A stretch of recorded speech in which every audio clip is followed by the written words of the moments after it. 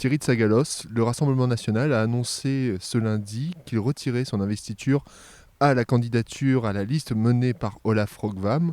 Quelle est votre réaction ? Déjà, la grosse réaction que j'ai, c'est que malheureusement, je ne suis pas surpris. Et pourquoi ?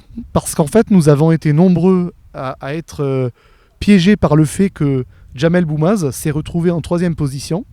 Et dans la liste, quasiment personne, ou je dirais personne, était au courant en fait.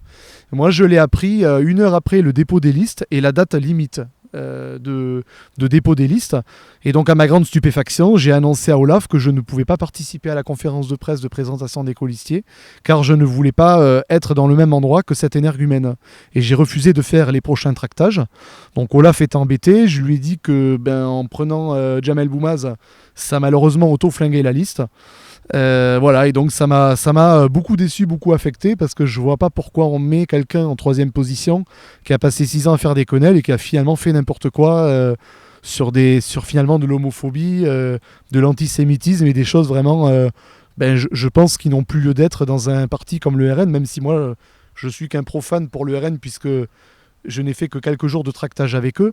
Mais voilà, donc j'ai dit à Olaf que le siège national ne suivrait sûrement pas. Voilà.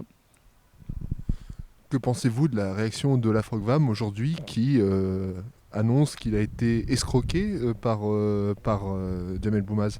Je pense que c'est vrai, je pense qu'il s'est vraiment fait avoir par Jamel Boumaz. Bon, moi je l'avais prévenu aussi, je lui avais dit dans les conditions sine qua non de ma présence sur la liste, c'est qu'il n'y ait pas cet énergumène, qui est quelqu'un de dangereux, de manipulateur, qui se vante d'avoir plus d'une dizaine de procès sur les fesses.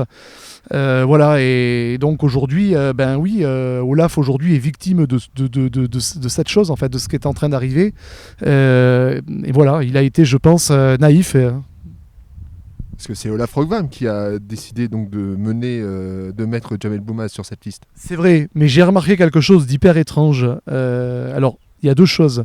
C'est que quand j'ai appris que Boumaz était sur la liste, j'étais invité chez Olaf et Jamel Boumaz était là. Donc moi, j'ai eu un sentiment d'effroi.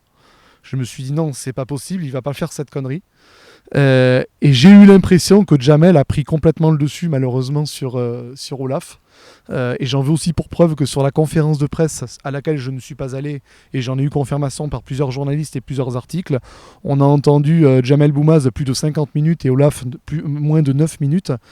Donc j'ai l'impression que Olaf s'est laissé réellement avoir par Jamel Boumaz en fait. Voilà.